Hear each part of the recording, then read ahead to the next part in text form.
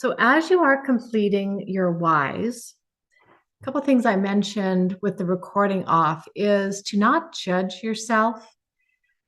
Maybe I'm not good at this. I'm not really getting the answers. I went to it really quickly.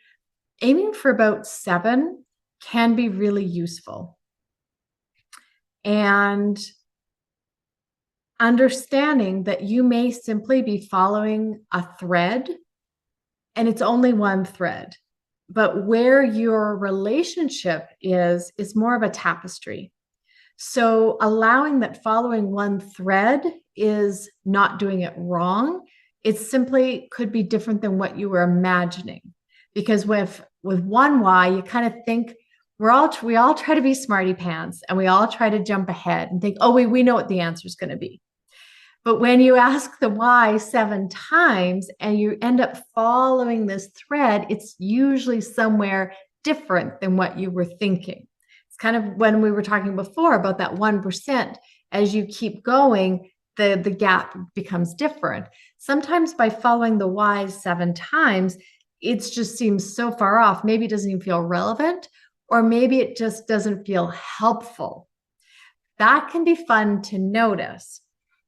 And why do I say that? Because it doesn't mean it's not true. It does mean you most likely did get to a core understanding and belief.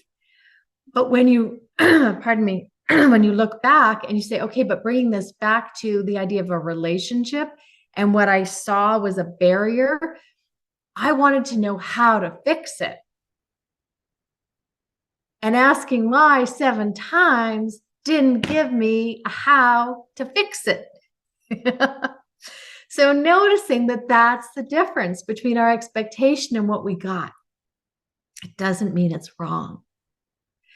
It does mean that you can go back to the original again and you can start again with your whys. And why is that important? And why do I think that matters? And why is this coming up? Keep asking and follow another thread.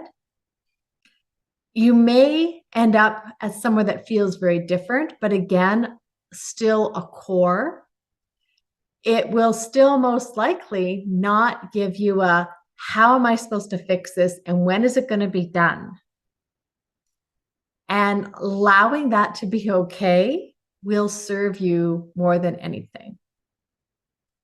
Because what this is doing is just as when we spoke about taking a few steps out and becoming more of an observer, it's allowing us to step outside of our story 7 times so that we are getting essentially a broader and broader perspective. So instead of being bogged down in all the details, which tend to be what comes up when we say, but how do I fix this? It's allowing us to understand without the goo and without the emotions and without the details and taking away that fix-it energy. It's what is the root of it. Danielle had put, final why, I came here for love. Mine was, we will return to source and appreciate the new possibilities created from the leading edge creators. Like, that is not where I started. Let's be clear. However, taking 7, I used to be a teacher. So one of the best ways to get young children to make a circle is have everybody stand together and hold hands and everybody take a step back. And sometimes they have to take another step back because some silly ones like to take giant steps and some take little baby steps. But eventually you get everybody stepped back enough that they can drop hands and they formed a circle. Essentially, we're kind of doing that around the situation that we have in mind. Because when we are really close in the center, it's hard to see the truth. And so when we take a step back and another, and another, and I'm not going to say it 7 times, but you know that's where I'm going. That's a pretty broad perspective that we're allowing ourselves to have access to.